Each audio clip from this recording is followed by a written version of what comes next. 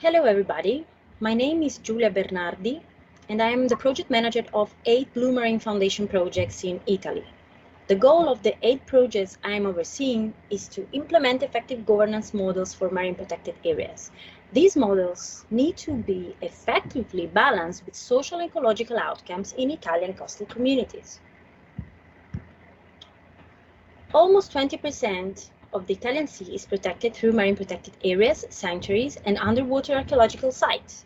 Yet, only 1.67% of them have implementation processes in their management plans.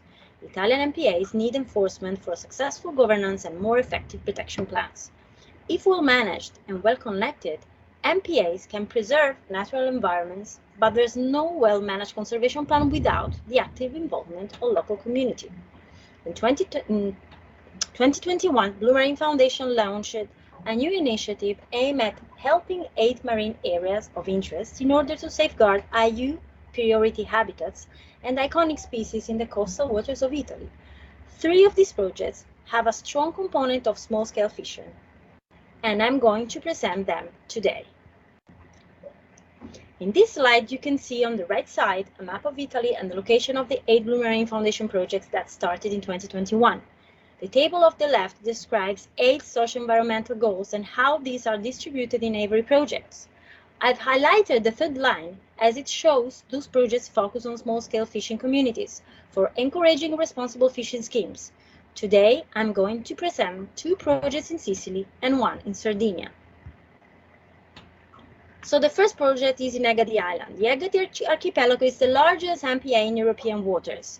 They host a significant small-scale fishing fleet with 38 boats, mostly practicing coastal fishing.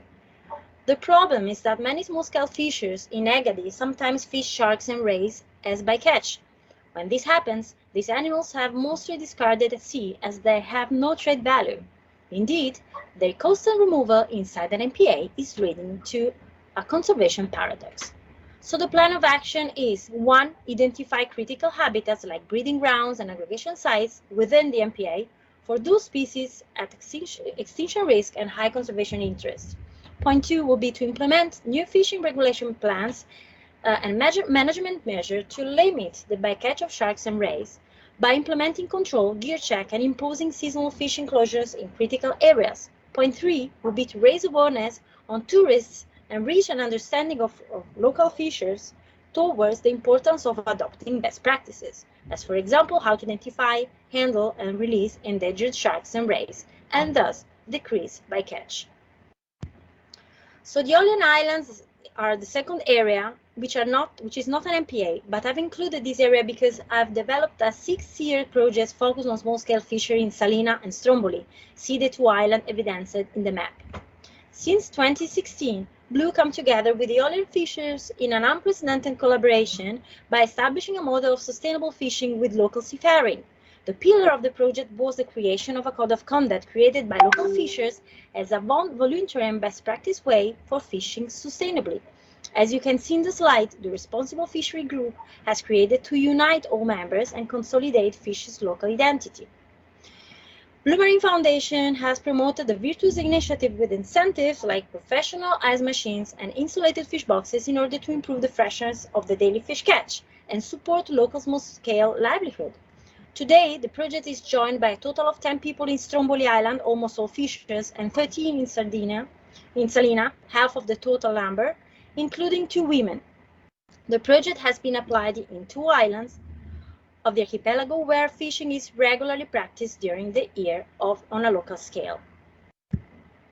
So finally, we have Asinara MPA. The Asinara Island is in the northwest edge of Sardinia, and the MPA was established in 2002. Given its peculiar past as a prison island until 1997 and its subsequent establishment of an MPA, Asinara Island represents a laboratory where fishing has always been carried out at an artisan level, and still today it is authorized only to operators residing in the nearby municipalities of Porto Torres and Stintino. The project idea wants, point 1, to plan a renewal of the MPA fishing regulation by activating a co-management process with the fishery sector in order to guarantee both more environmental protection and socio-economic benefits. Many actions will be focused on fishers' involvement, like the creation of a quality trademark to certify Asinara fish products, fishing gear mapping in the EPA, monitoring of target fish species like the spiny lobster, promotion of sustainable tourism like pescaturismo, and exchanges with other fish crafts where successful co-management have been carried out. Point 2 will be to enlarge the MPA boundaries in order to increase the reserve effects in the nearby areas and enhance local economic benefits. Point 3 is public-oriented communication activities addressed both to fisher and local communities. And point 4 is the collaboration for developing the PhD thesis in partnership with the University of Waterloo, Water Department, Canada. To this end, Blue Marine Foundation signed an agreement with the PhD candidate Maria Bernadette Battaglia from the Vulnerability to Viability Global Partnership. The aim of this collaboration is to support the Asinara small-scale fishery sector in its transition from vulnerability to viability by focusing on the role of human behavior. Now, I leave the ground to my colleague, Maria Bernadette Battaglia. Thank you. Bernardi said there are many very cool initiatives that are taking place in Italy. So she presented 3 today. I am going to dive deeper into one of them, specifically the one in the island of Sardinia, or as you may know, it's Sardinia. So it's very important to note that this work emerges as an alignment of objectives between the Vulnerability to Viability Global Partnership, which, thank you so much, which you might be familiar with, the Blue Marine Foundation, as well as obviously the Asinara National Park and Marine Protected Area. Thank you so much. I'm just gonna skip forward to my slides. Okay, so as Dr. Giulia BERNARDI mentioned, there are 2 very important initiatives that the Asinara National Park and Marine Protected Area wants to implement. 1, they want to change the regulations for small-scale fishers, and 2, they want to enlarge the marine protected area, so the perimeter of the marine protected area. So 2 very important changes. And whenever we talk about change, we also need to address blue justice. So now I'm going to talk about this project through the lenses of blue justice. So as this infographic developed by TBTI Global shows, there are many different interrelated dimensions that make up blue justice. So what this does, it can lead to many different challenges, but at the same time, it can lead to many different opportunities to achieve blue justice. Social norms are definitely one cross-cutting dimension or aspect of small-scale fisheries and small-scale fisheries governance. And they can help advance many of these different goals. So what are social norms? The definition I adopt is the one by Cristina Bicchieri, 2016. Social norms are unwritten rules of behavior that depend on 2 things. 1, expectations or beliefs or perceptions, however you want to call them, about what other people do. 2, social norms depend on perceptions, expectations, and beliefs about what other people think we should do. So from a governance perspective, social norms can influence the efficacy of policy instruments, such as, for example, in Sardinia, they can influence the efficacy of these new rules and implementation that the Asinara National Park Marine Protected Area wants to implement in the small-scale fishing community. However, social norms are usually under-recognized in governance and they're understudied. And this can lead to poor governance outcomes, such as non-compliance, and transformation that are not fit to address the social complexity of the context they're trying to regulate. So this poor recognition of social norms can manifest in injustices for the coastal local populations. My PhD research is guided by 3 objectives and a 4th one that I'm trying to achieve at this conference. So 1, elicit social norms and measure them. And if you have questions about how to do that, I'm happy to address them. 2, characterize and map the distribution of social norms within their social network. 3, identify how social norms influence governance outcomes. And 4, as I'm here to learn today and at this conference, how social norms can advance through justice. To achieve my objectives, I surveyed 2 fishing communities. Here you can see zooming into the north side of the island of Sardinia. The 2 fishing communities are the ones of Stintino and Porto Torres, and they are the only 2 small-scale fishing communities that have the right to fish inside the boundaries of the MPA. So my survey was carried out during the months of May to July. It's currently still being carried out by my research partners. It's been very successful so far. The survey response rate was 98%, so we're very, very happy with the communities that we're working with. So this is a brief overview of the survey. In the first section, I investigate the socioeconomic and demographic characteristics of respondents, so fishers. In the second section, I elicit social norms amongst the fisher. Third, I investigate fishers' place attachment and need to belong. These are 2 very important, if you want, psychological determinants of social norm adherence, so a strong motivator to why fishers adhere to social norms. In the fourth section, I elicit fishers' social networks. Social networks are where social norm exists, and the way that social networks are made, so their form influences how social norms travel and can potentially change.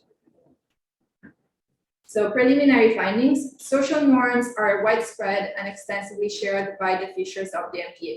So they're shared both within communities, so for example, within the community of Porto Torres, as well as between the 2 communities. So that's very important because there is collaboration between the 2 communities. Social norms are associated with sustainable resource use of the MPA. So in other words, social norms are associated with pro-environmental behavior. And I'm trying to establish what kind of relationship there is between social norms and behavior. I think there is a causal relationship, but that's to be determined in the future. 3, there are currently minimal opportunities in small-scale fisheries governance to leverage the power of social norms to steer change and justice. So how do we move from vulnerability to viability?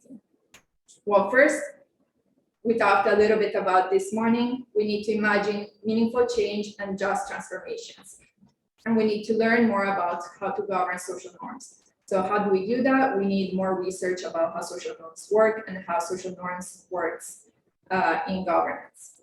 2, we need to create the space to use social norms for better governance outcomes, particularly justice and equity perspectives. So what that means, it means we need to create rules and regulations that are fit to the context that they're trying to regulate. So really understand what the social context of, in this case, Stintino, Porto Torres, or the Asinara is, what are the important social norms, and how not to fight them, but work with them to create meaningful and just change. So at the minutes mark, thank you so much for listening. These are our LinkedIn profiles. Happy to take any questions now or later. Thank you so much. Thank you. It's perfect. One question? Yeah. Thank you so much. Excellent presentation. I have no tricky questions because social norms can be good or could be bad. I mean, some areas, for instance, the acceptance of poaching, that can normal behavior in the community, can drive to other outcomes that we are not expecting. And also, if you somehow are looking, because a lot of work has been done, we believe that if we create the right institutions, we will manage services, right? But then the natural environment comes in. So when you are in areas with different current capacity, the same social norm or rule or regulation will perform differently. So to what extent are you doing that in your research, if any at all? Thank you. Sorry, can you repeat just the last? Yeah, the last part is, we know from the literature and experience in the field that when you have a norm that it works perfectly fine, but you move from one area, the one that you are working in, to other area where the ecosystem performs differently because the current capacity of the area is different, that norm will perform differently. So to what extent are you looking at the ecosystem within which your fishermen operate? Yes, absolutely. So if I understood your question right, it's more like how do we really understand the context that we're working in, so that with our incentives, whether that be financial incentive or a new rule, we don't crowd in or crowd out the dynamics of the system. Yes, so that's a very good question. So my approach is a socio-ecological one. So one that understands that a system is made in part by a social system as well as an ecological system, and they depend on each other. So it's important to understand those relationships and how they work together. What that really means in, you know, everyday words, it means just really spending the time really understanding how the community works and how different parts and different level of governance work and interact between each other, to understand the context, because we don't want to create a panacea, we want to address the context that we're working in and try to find what best works for that specific context, for those specific people that we're working with, and obviously for the ecosystem as well. Thank you. Okay. I have two questions. You can decide which one you want. So one is, you talked about that the MPA was only open to a particular definition of the community. And I was wondering what were the criteria for determining who belonged and who didn't, and if there was any contention there. Interesting. And then you alluded a little bit, you had an idea that there might be causality. And I want you to elaborate on methodologically how you think you can prove that causality rather than this correlation of two phenomena, adherence to social norms and good governance outcomes. Well, thank you for your questions. I love them both. I think I'll go with the first one for now, and then maybe we can chat later about causality. I'd love to do that. So it's a really cool history, the history of Stintino and Porto Torres. So the Asinara Island until 1855 was a community of fishers and herders. Yes. And then the territory, the king came, took the island, made it a prison. So they kicked out basically the people that were living there, and they created Stintino. But Stintino was under the municipality of Porto Torres. And so because of that, these are the only two places that hold a right to fish on the island. So Stintino has a very strong connection to this day with the island. They still claim their territory on the island of Asinara. So after the island, so the island was a prison, and then in 1997 became national park and consequently a marine protected area. But the community of Stintino, and especially the fishers, have a super strong connection with the island. They know what their grandparents' house was on the island, so that you can still go visit the houses of the grandparents. So there is like really this strong connection. And then Porto Torres holds the right to fish in the MPA because of a more political situation that created divergences between the two communities, because obviously Stintino was like, hey, like we're the ones who are here, you never lived on the island, you have nothing to do, but they still have the right to fish there. And so they are trying to find agreements on it. It's a complicated situation, but they're still very respectful of each other's practices and of each other's work. Yeah. Okay, one last short question, please, and short answer. Sure. Thank you very interesting presentation. Just a quick question about the social norm processes. Social norms are long-term and be rooted and value oriented. So when you were trying to kind of build equity and justice into social norm processes, how do you look at those challenges and what else replaces social norms in the social? So social norms have definitely a very strong temporal component, meaning that social norms are created through time and through interactions between people and through interactions with the context. So that could obviously perpetrate injustices. So I don't think there is something that can replace social norms, but there is something that governance can do to reframe people's expectations and really work with people's perceptions and really work with communities to try to work and really fit the context and again, as I said during the presentation, not work against current social norms, but rather understand them to try to create better governance outcomes. Thank you. Thank you very much. Thank you so much. And now we will give the floor to João. He's online, so this is a remote presentation. Hello, my name is João Monteiro and I am a PhD student at the University of Algarve, Portugal. And today I will present one of my most recent works, where I characterize the fishery of the European green crab in the Portuguese coast. Crab fishing is always important in Portugal. There are records of crab fishing in Portugal since the beginnings of the 20th century. Initially, the crab are caught to be used as agricultural fertilizer, but with the wake of crab in the Spanish estuaries and lagoons, the Spanish shellfishers companies began to buy crab in Portugal, and nowadays this crab has also started to be used for fishing as live bait. And how are these species fished? There are two types of gears to catch crab. One is the box traps, a more passive gear that fish during 24 hours, and the crabs are catched inside the trap. And another one is drop nets, an active gear that consists of an arch with a net where the crab are attracted by the bait, and after 15 minutes the fisher whips the gear. Both of the gears are performed by boat, and neither of them present environmental impact, since the bycatch of both is quite reduced. Despite being a fishery already conducted in Portugal for many years, there is little information about this fishery. So the main objective of this work is to characterize this fishery along the Portuguese coast in order to create scientific knowledge about it.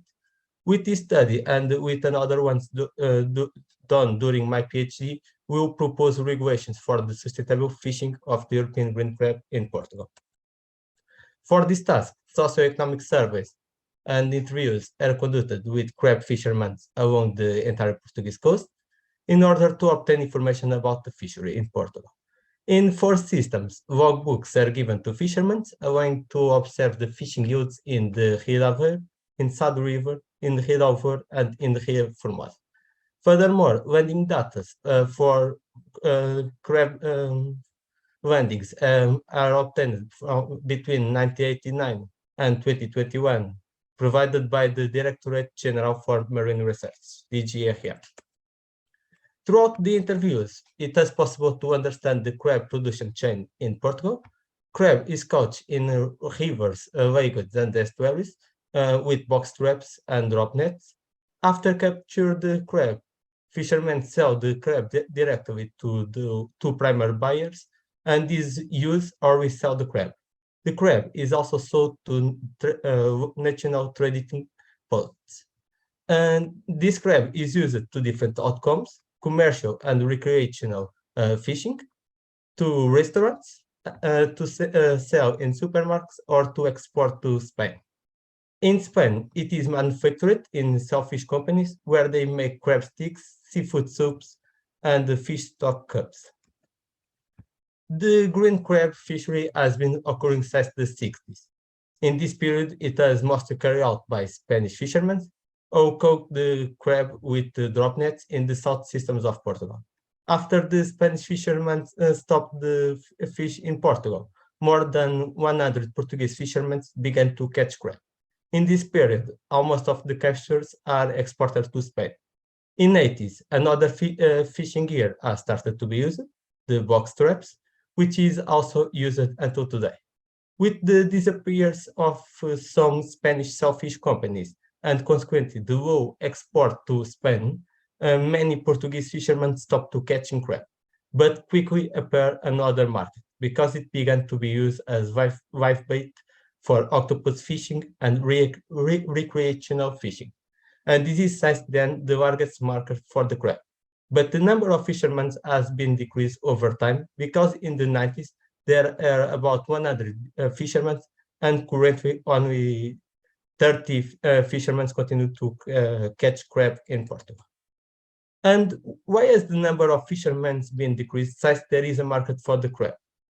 One of the reasons is the low commercial value of the crab. Despite the increase in the cost of living, the price of crab has remained similar over the last 3 decades, being sold at the local trends post between 30 to 50 cents per kilogram. However, in supermarkets, it is possible to observe prices between 8 and 12 euros per kilogram, but this is not the price at which fishermen sell the crab. Currently, at indirect sales of crab, the price varies between half to 1 euro in Rio de Aveiro and between 1.5 to 2.5 euros per kilogram in Rio Formoso. The price in direct sales varies depending on the catch that are made in each system.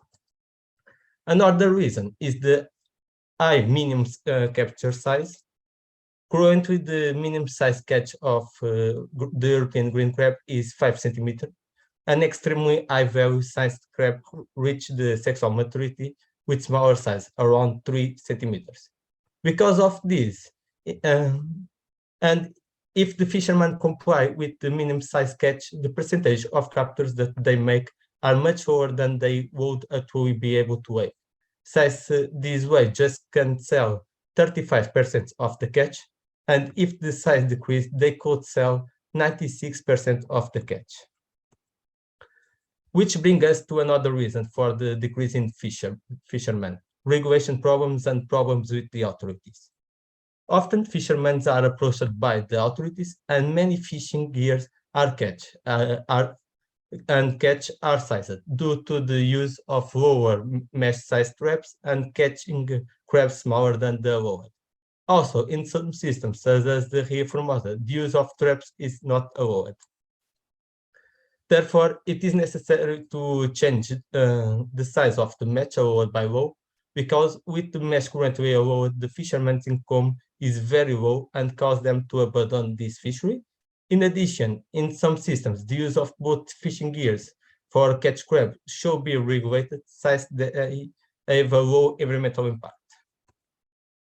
Finally, the old age of fishermen is also a big problem. But this is not only a problem of the crab fishery, but of all the fisheries. In these fisheries, as we can see in these photos, almost all of the fishermen are old. The average age of the crab fishermen are 60 years, being the most young fisherman a man with 46 years, and the oldest a man with 75 years. All these reasons have led to a decrease in the number of fishermen over the last decade. This is also observed in data provided by the GRM, where we can check how many fleets depend on green crab fishery. It is observed a decrease over the decade on the dependent boats. Currently, only 15 boats depend on this fishery in Portugal, and most of these are present in Rio de Aveiro and South Rio. Throughout the interviews, it is possible to understand that the catch that fishermen need to make vary according to the system.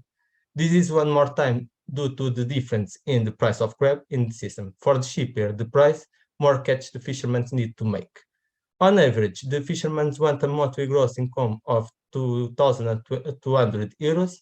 At this time and throughout the fishing logbooks data, it is possible to see that in South River, the fishermen are catching the amount they think is sufficient, about 2 tonnes of crab per month.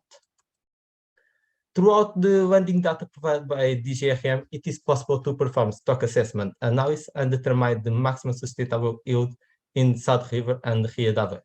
It can be observed that throughout all the years, the sustainable catch value has never exceeded the and that is in the case of South River, the maximum sustainable yield is 422 tons of crab per year. And if this system presents, for example, 10 fishermen, these ones can catch around 3.5 tons of crab per month, more than what the fishermen consider necessary.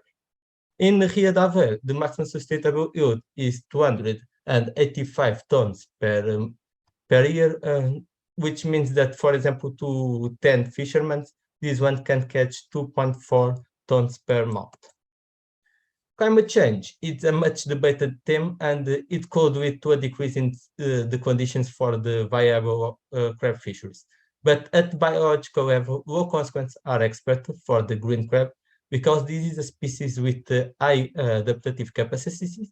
Size, it is a euryalin and eurythermic species, being able to adapt to a high range of salinities and temperatures. And however, an increase in the reproductive period and a decrease in the carapace size of individuals is expected.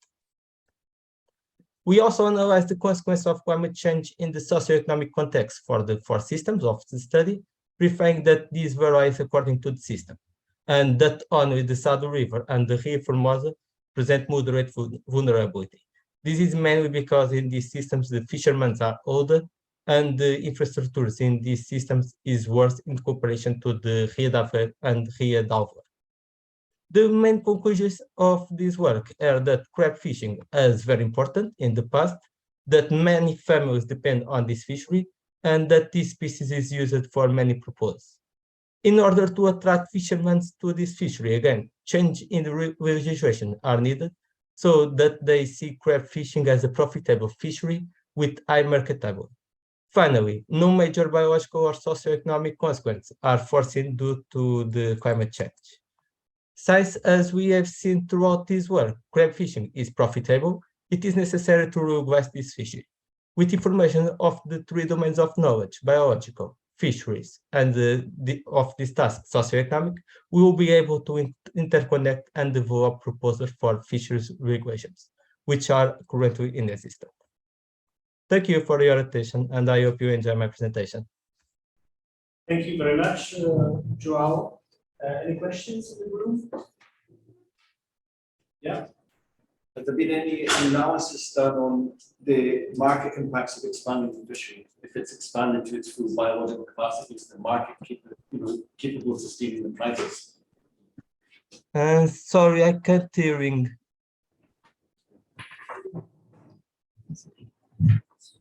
If the fishery is expanded to its optimum biological capacity, is the market capable of sustaining the economics at the current level?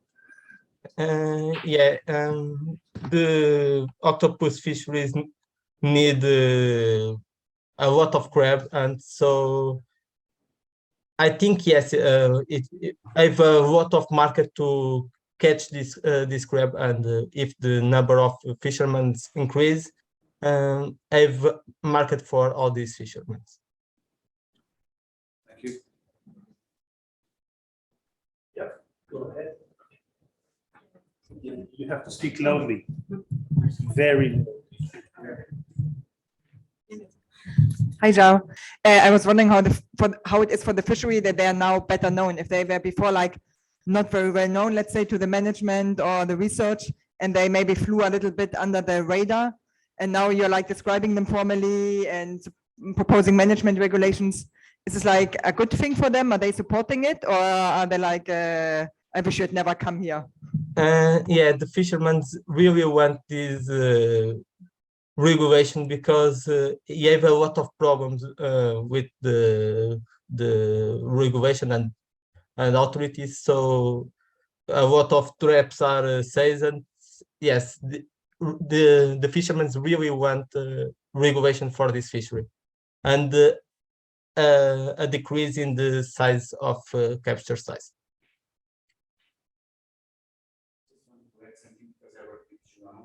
That this CCMAR are preparing the regulation to present the secretariatis, and this regulation was more or less almost demanded by the fishermen that were tired of being their activity not regulated because they really have a lot of problems with authorities. So this was a coordinated project. We started to study other species. And when we planned to make the meeting with all the fishermen in Portugal, they said, no, but you really need to study these species because we have a huge interest on it. And they realized from the beginning that minimum size, everything was bad because all the legislation, the only one we have is the minimum size. And this was transposed by Spanish, that they set up the size in 500 meters because they want them to industry, so big crabs. But in fact, after we have made the biological study, we showed that the size is much below the 500 meters. That's why they are over the last 30 or 40 years demanding a study to see restitution. Okay, thank you. Now we can move to the next speaker, Pablo, please. Okay, good afternoon. My name is Pablo Martin-SOSA. I work in the oceanographic lab of the Canary Islands of the Spanish Institute of Oceanography in Spain, the Canary Islands. And this work I'm presenting is done with my colleague Carmelo Dorta from the Fisheries Office of the Canary Islands government. I want to thank the organization for accepting this contribution to this Congress. Very happy to be here. The work is called the Fishery Essentiality, Imagining Viable and Sustainable Small-Scale Fisheries in Europe. It comes from a work we have been doing about fishery essentiality concept, which I will explain later on. And we thought that it was a good concept to bring to this Congress because of this framework of blue justice we were talking about.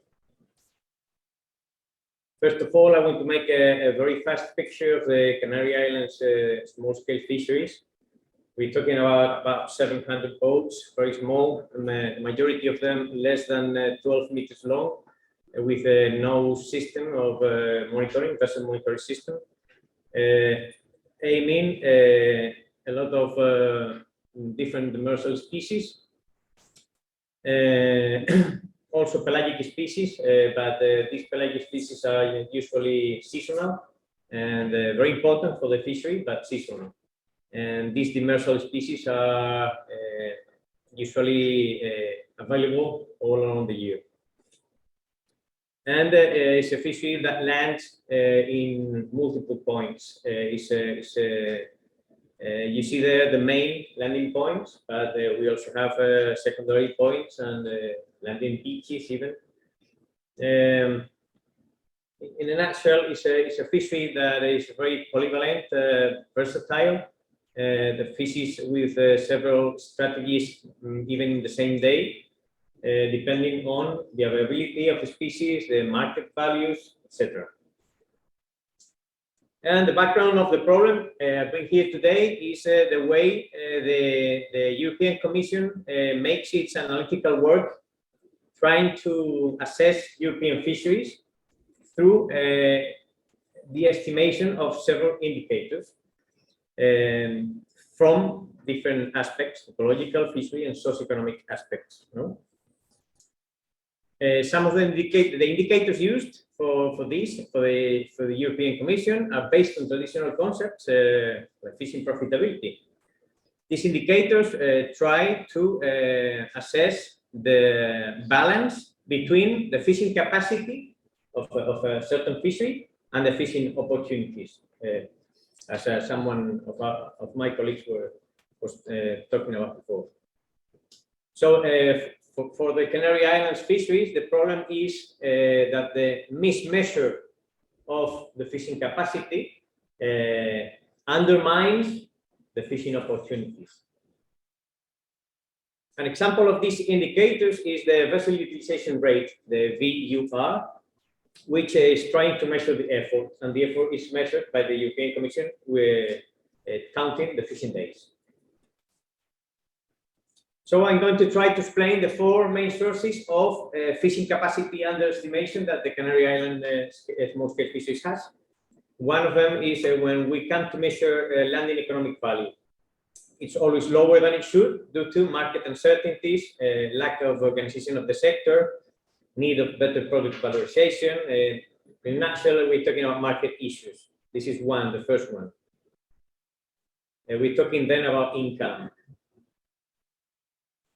Secondly, we could talk about the fishing ground occupation. It's greatly underestimated by the European Commission because officially for the European Commission, the fleets without VMS, as I told you before, is the case of the Canary Islands fisheries, is 1 mile from the coast. And the majority of the fishing trips in the Canary Islands are farther, reaching even 30 miles, as you can see there in two examples. In the left, you see the island of La Graciosa, which is in the northeast of the archipelago, with trips even getting these 30 miles. Or in the south of Fuerteventura, in the right corner, where the fishermen sometimes also get even 30 miles. The third source of underestimation of the fishing capacity is the artisanal fishing units. Is underestimated also, and this is due to a regular custom of the fishing vessels in the Canary Islands to associate in a single unit, trying to search economic viability. Right?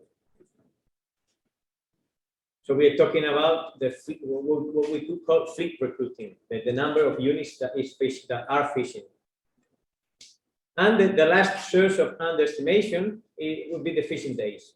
The major degree of underestimation is this one, and it's due to the fishing days officially considered by the European Commission are landing days, and not to land every day, every fishing day is totally frequent in the Canary Islands.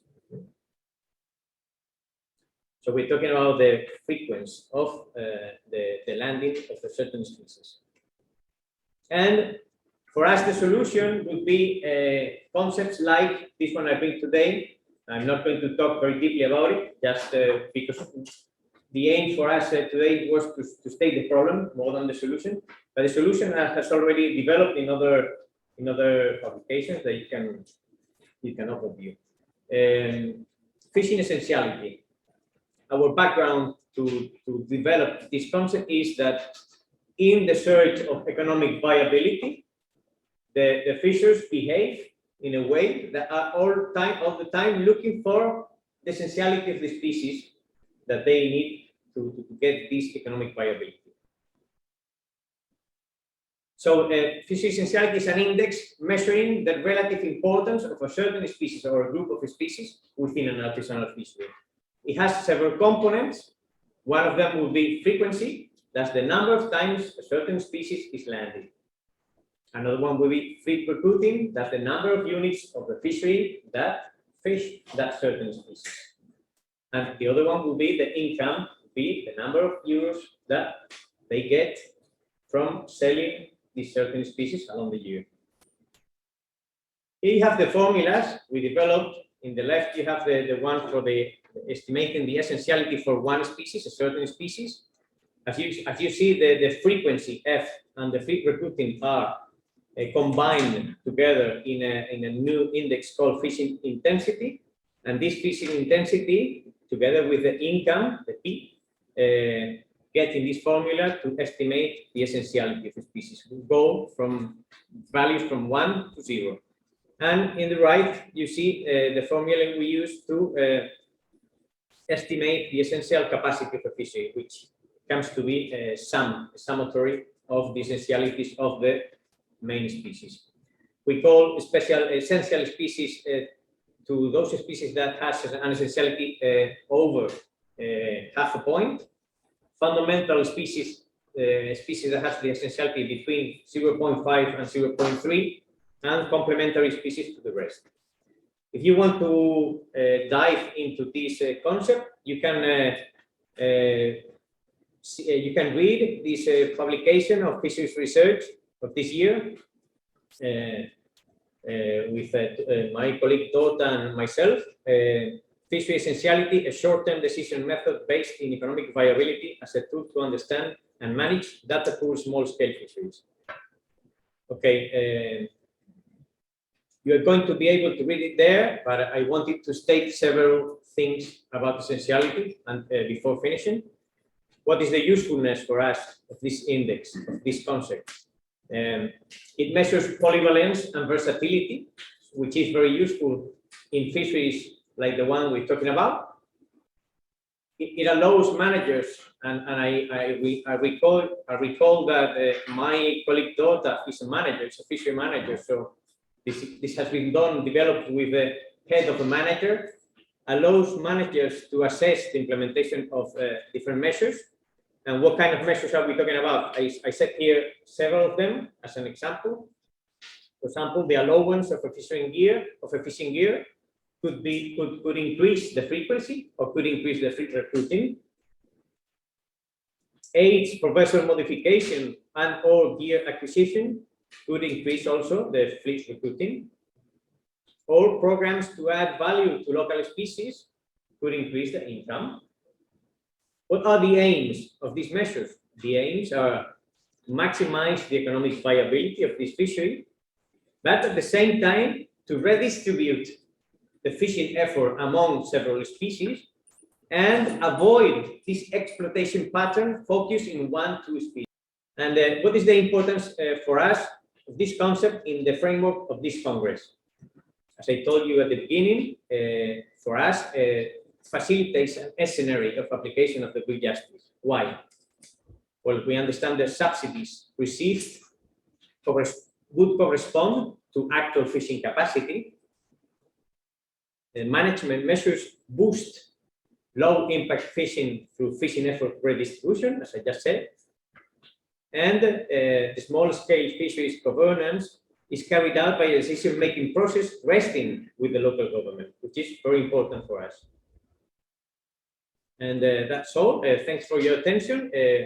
Please, if you have any question in mind and we have time, feel free to make them. Thank you. Thank you, Pablo. Any questions? Thank you. That was fascinating. And all the problems that you presented in the same that we're facing in the UK. I guess I had a question about the process and the opportunities through choosing a model like this seem great. What's the actual practicality that you'd be able to implement that on the ground? Like, do the policy leaders actually allow you to do that and trial it? And is that happening? We're beginning with this process, but we already had the opportunity to decide in a working group in the Canary Islands government, in the fishery office, to use this index to estimate how the index had developed during the last 3-4 years of a fishery, and maybe some part of the fishery is asking for a new implementation of maybe a new gear, a new fishing gear that wasn't being used, or it was being used illegally, and they are trying to ask for the legalization of this gear. So what we try to look with this study of the essentiality is what kind of species would that gear catch if this is going to make that this fishery is going to start to have other essential species apart from those 2-3 that has already now, and if this is, as we have an aim to redistribute the effort between more species. And let's say that the aim would be to have in any fishery spot to have at least 10 species that are essential, and if not essential, fundamental, with the essentiality more than 0.3 would be for us the aim, because we understand that afterwards, if there are 10 species at least that are going to behave in this way, the problem of the overexploitation of 1-2-3 species is going to be solved, because the efforts redistributed, and we're looking for the economic viability in different parts, in different species, in different parts of the year. And we have used it in the work with the Canary Islands government. We have decided with the essentiality results, yes, we think this fishery spot would improve its economic viability with this they are asking, this new gear that they want. Or no, we think that this spot is already being quite essential and it doesn't need this new fishing gear they're asking for. Yeah.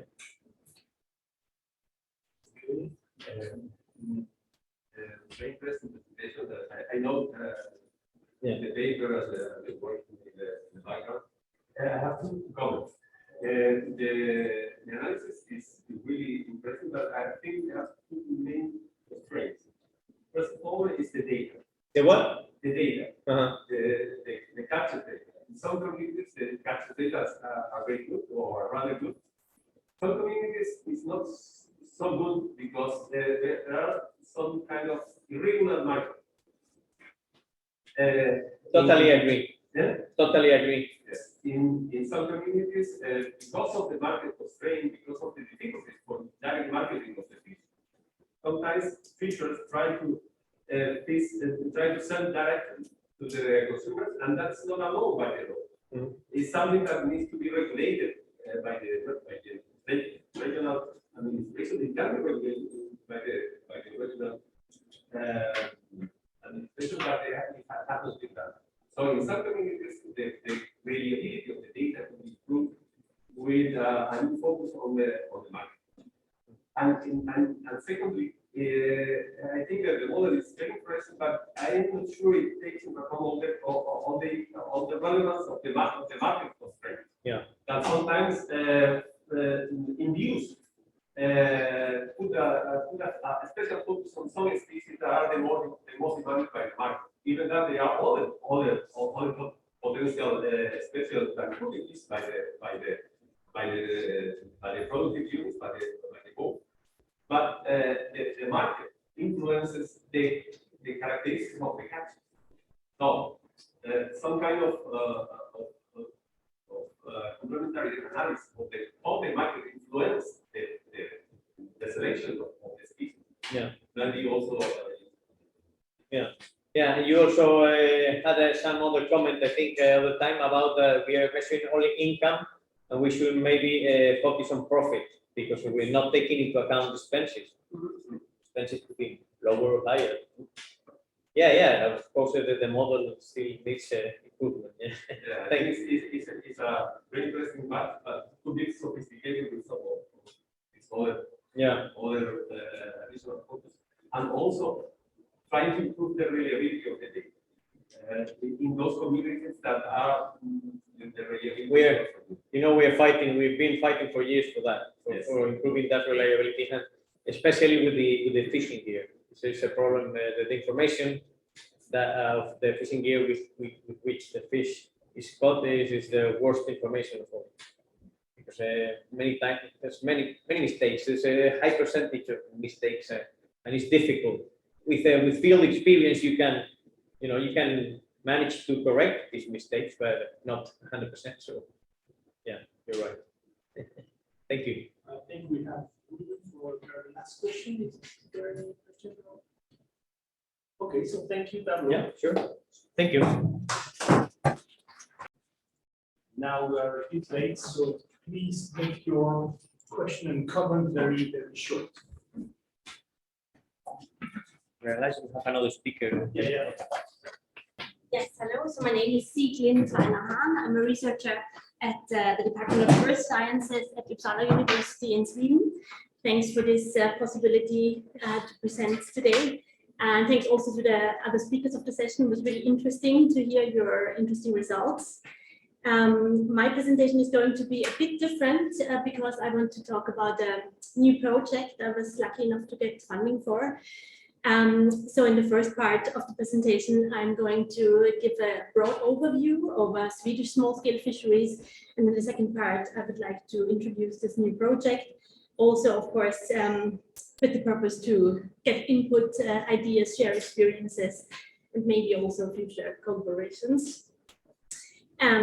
So starting with Swedish small-scale fisheries, Sweden has one of Europe's longest coastlines with 2,400 kilometers. In Sweden, on the east coast, we have the Baltic Sea, and on the west coast, the Skagerrak and Kattegat, and they are quite different.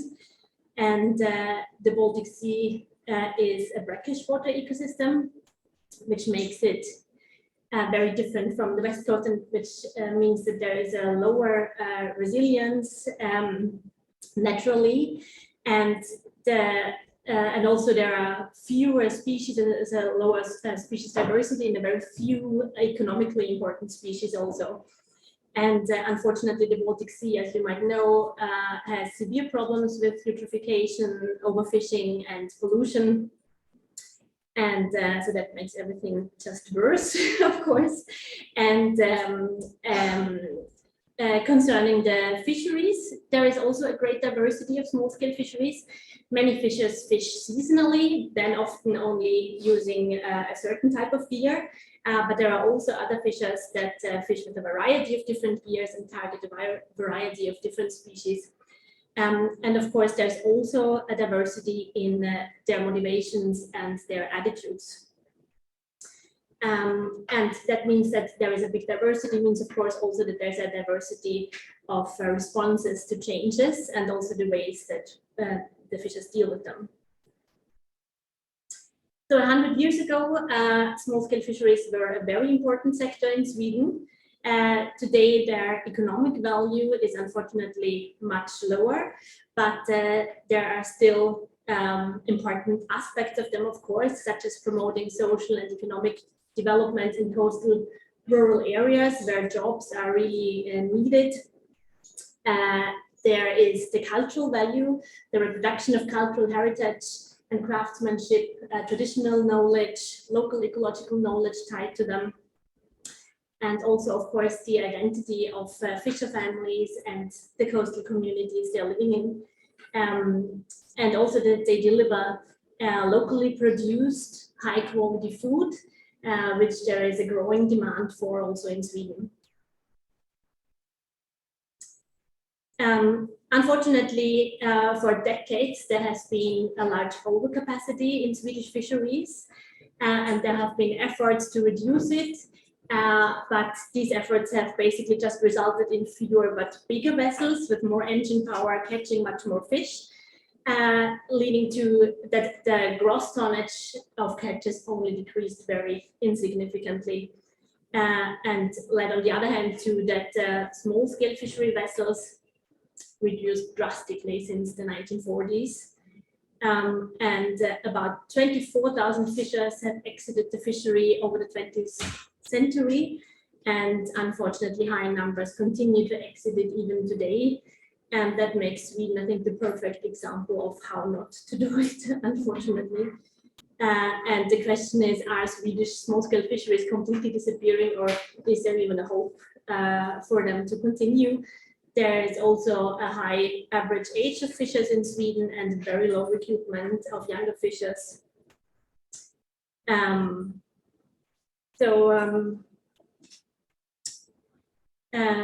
So this process of, or this overcapacity, as I said, led to a process of concentration and contraction, and the value of fishing as an income is very low. Their socioeconomic status has hence shrunk. The future looks bleak. They deal with a lot of environmental change, climate change, and so on, leading to that many fish populations have decreased dramatically. Like the eel, for example, cod fisheries are really bad examples, and now even herring and spread are going down a lot. So this development stands though in stark discrepancy there to the increasing demand for seafood and for jobs, especially in low populated areas. And there's also a huge, like a sustainable fishing sector is an outspoken political goal in Sweden. So last year, the Swedish government published their strategy for aquaculture and fisheries up to 2026. And I can read for you what it says as a main goal. It says that sustainable fishing, a main goal is to have a sustainable fishing sector contributing to increased provision of food, employment, and social values. So the question is how we're going to do that. A problem is, of course, that there is basically no room for growth of catches. So it's highly relevant for us to investigate if this persistent decline can even be escaped. And to keep the sector, social ecological transformations would be critically needed, of course. And yeah, of course, this would be based on a sustainable use of fish and seafood in order to safeguard these economic, social, and cultural values that these fisheries provide for us. So we need to identify opportunities and barriers for a long-term sustainability, if it's possible. And then the question is, what do we have to understand better in order to make such transformations possible? And of course, we need to understand fish stocks and ecology a lot better, but most of the existing knowledge focuses on that. Then we need to understand governance a lot better, our governance system, and there are a lot of interesting things going on at Gothenburg University, for example, by Milena and Sebastian Linke, as an example. And what we would like to look at with this new project are the social and economic aspects, and especially the fishers' perspectives and inner worlds their identities, their desires, their thoughts, their skills and worldviews, such as we've also heard this morning, their images basically. So now I come to the main aim of our new project. The title of the project is Blue Green Transformations of Swedish Small-Scale Fisheries, Fishers' Perspectives. And so the main aim is to conduct empirical investigations on how transformations towards long-term social ecological sustainability would be possible. And we want to focus on 4 things here. Firstly, on how is the future of Swedish small-scale fisheries envisioned? If you keep in mind what the goal is and what the development was until now. So what do fishers think? What do managers think? What do scientists in different fields think? And where do we have overlaps and where do they clash? Then also to focus on realized or already realized transformations or adaptations, and especially we would like to look into the emergent states of them. Like, so what made it possible for some fishers not to exit, but to stay in the fishery or at least in related fields? What know-how did they need? Did they need startup capital? How were they able to acquire that in that case? And what made them stay compared to others? And then we would like to look into opportunities for future transformations. And as there is basically no room for larger catches, we want to look at underexploited areas and species. If that could be interesting, if that would be both ecologically possible and then also from a fisher's perspective, we would like to look into increased catch quality instead of quantity, tourism-related activities that fishers can engage in, and also in the production of high-quality products that give a bit higher revenues. And then we would also want to look into the lessons learned from this and try to identify factors that actually could facilitate changes in the future for fishers who do not want to exit. So we want to identify hinders and possibilities. We want to identify a feasibility of staying in the fishery or related fields, and look at how can we make fishers stay despite these really bad conditions they're facing, both from a management side and then also ecologically. So how can we keep them from exiting, basically? So in Uppsala, I'm working closely with my colleague Emma Björkvik, and we also have some other cooperations going on. And yeah, with this, I would like to thank you for your attention, and please do not hesitate to approach me if you want to discuss something or share experiences. Here's my email.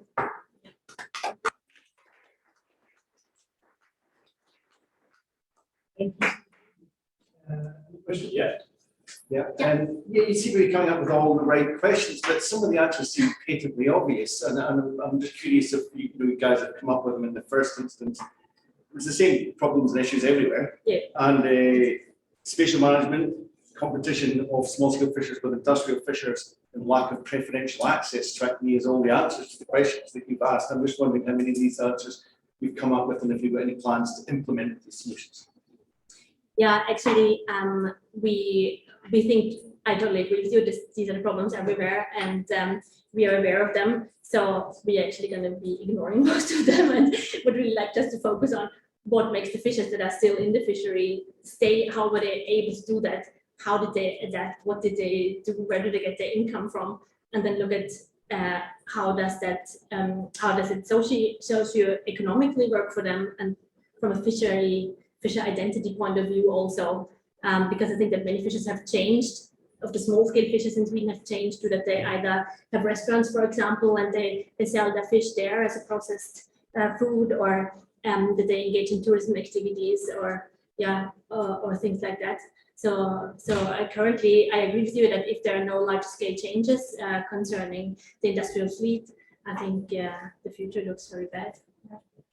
I mean, are you proposing shrinking the industrial fleet to allow room for the smaller fleet, or are you proposing giving exclusive access to fishing opportunity, their space or quota to the smaller fleet? Because I mean, I appreciate this, you know, adding value like tourism and marketing and so on, but it strikes me about at the end of a process of shrinking the small scale fleet, and there may be lots of reasons why some have survived and some haven't, but arguably they're just at the tail end of a process. And I agree. really it's reversing that process. Yeah. And you can have all the marketing in the world, but if you've got to compete against an industrial fisher, who's bigger than you, who can take away your gear or to catch your catch before you can catch it, then that's the problem and not a lack of marketing.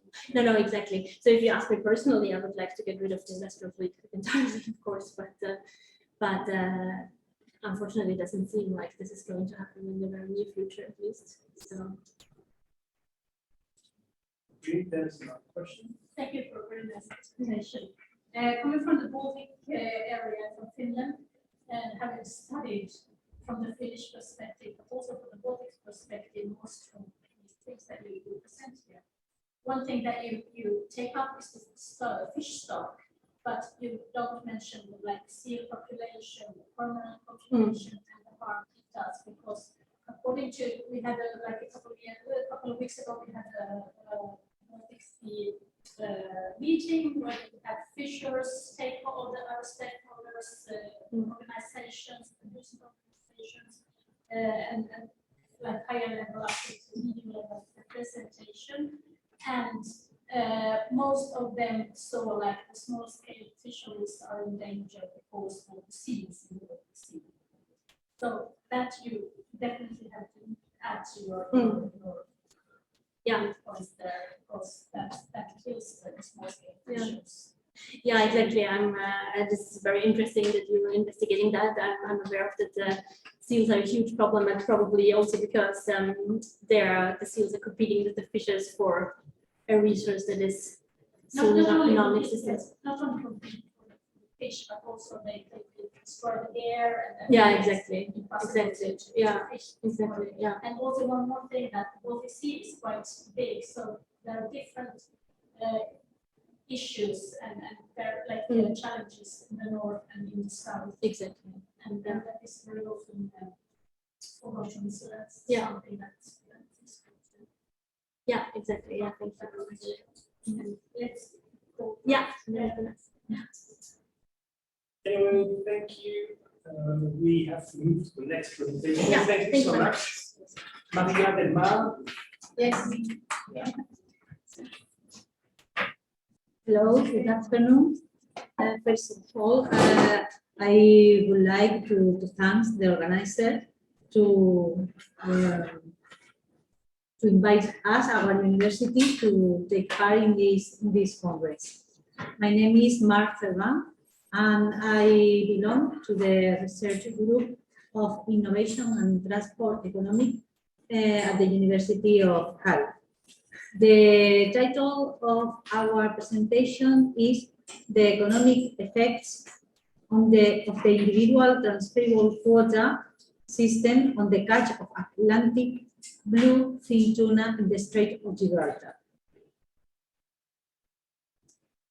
The presentation is structured as follows: first, introduction; second, actual situation; third, proposed solution; and the fourth, conclusions. Let's start with the introduction. From the point of view of the context, this research analyzed the ports of the Strait of Gibraltar, Tarifa, and Algeciras, where since 2015, the black spot sea bream progressively replaced by the Atlantic bluefin tuna. Black spot sea bream fishing is limited to a general quota set by the European Union, and blue tuna fishing is limited to an individual transferable quota ITQ system. The ports of the Strait of Gibraltar have lost employment and quota of catches of black spot sea bream since 2015. The Organization of Artisanal Fishing Producers of the Strait of Gibraltar commissioned to write a report to the University of Cardiff on the issue. The objectives are mainly two: to detect the reason for the disappearance of employment in the sector, and the second one to propose specific solutions. The methodology basically is the report has analyzed data by ports, by ship. A total of 80 are involved in the analysis in 2020, and calculated Lorentz concentration curves and the Gini index capturing the evolution of catches and revenues. Continue with the introduction. The ports of the Strait of Gibraltar are monoculture ports. They have traditionally depended mainly on the black spot sea bream fisheries.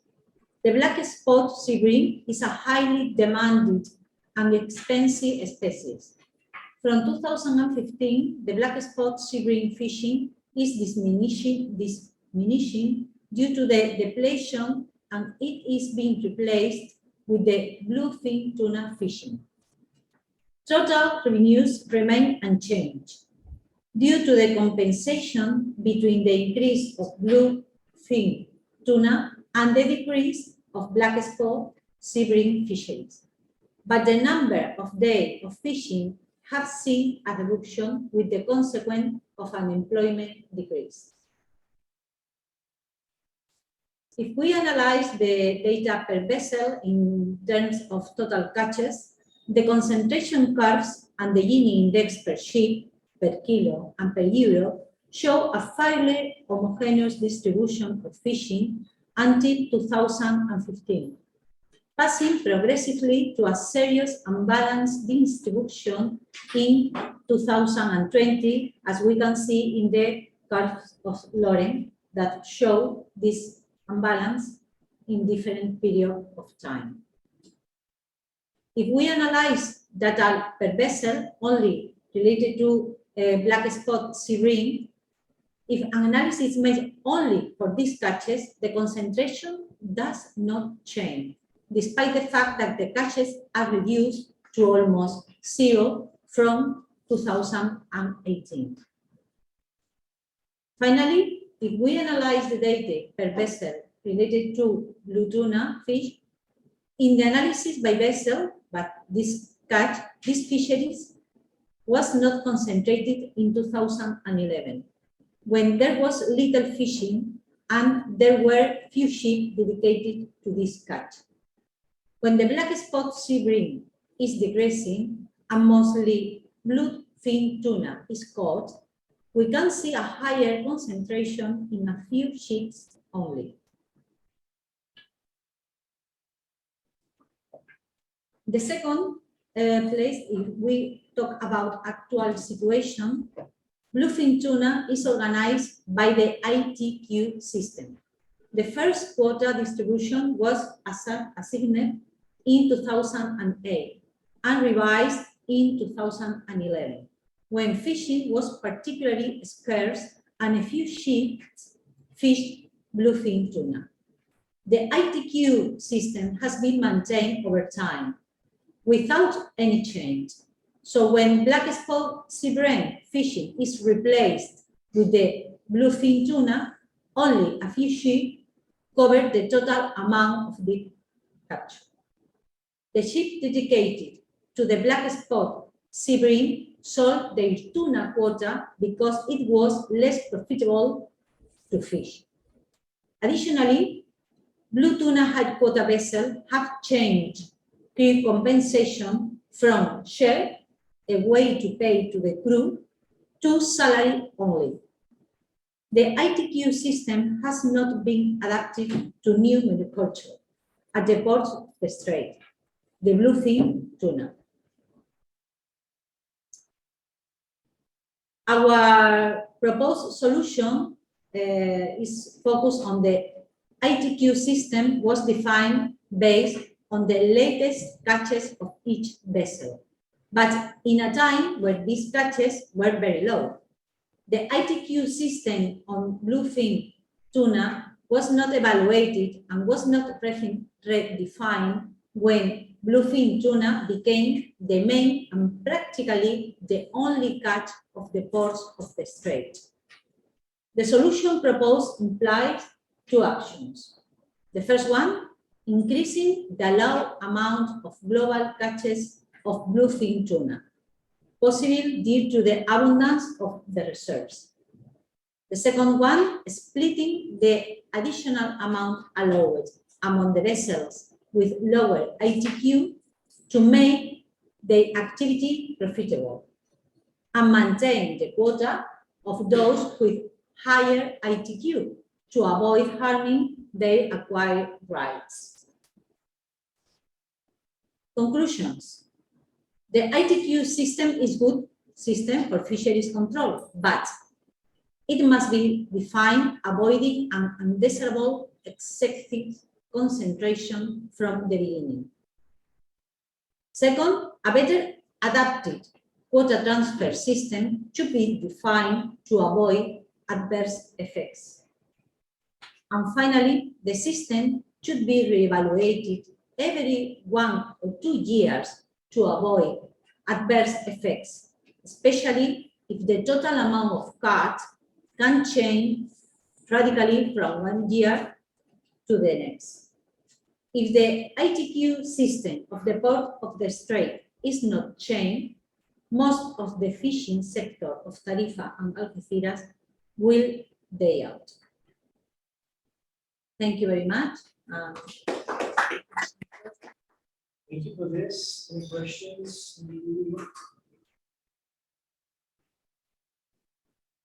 Yes, well, so I guess that the key message here is that we need to give flexibility to the allocation of rules, be able to cope with changes in the distribution of the species and all those kind of things. But what happens when you look at fleets that were not part of that tax and that may be affected with changes and need to have access to that kind of quota? Is something that you consider in your analysis or not? No, we consider the possibility that the European Union change the ITQ system to distribute the catches. Is the main problem that the fisherman told us is very important for be able to have a way to survive. But it's horrible, the situation, actually. It's horrible. Currently, they having enough money to live. It's very difficult. And the structure of the catches are changing. Yeah. And it's a very big problem for them. But this report is from modified opinion of the European Union. Think about another possibility and not this moment that happened anything. Okay. Quick question, because are you seeing any support out of those who might benefit from the retransfer of quota? Are you seeing any support either from the European Union or from those who have the existing monopolies on the quota? Do you think pushback against this idea? How far do you feel with this idea? I mean, what is the consensus of opinion, both from those who hold the existing quota and from the EU who have the power to redistribute? We propose that the distribution, I don't know if the question, we propose the distribution benefit the small one and not concentrate more the biggest one, because they need a way to survive. But the biggest one, they have their own way to survive. They sell to Japanese, this production or local, and it's a way because the catches change along the fishermen really they don't know the reason why the catches are changing. It's maybe that the blue tuna fish is the predator, maybe that they don't want to live there, but it's they want to change the situation, but they can change it if the European Union not let them to do it. Okay, so thank you. We have to move to the last presentation. to go off. Yeah, we're a bit late.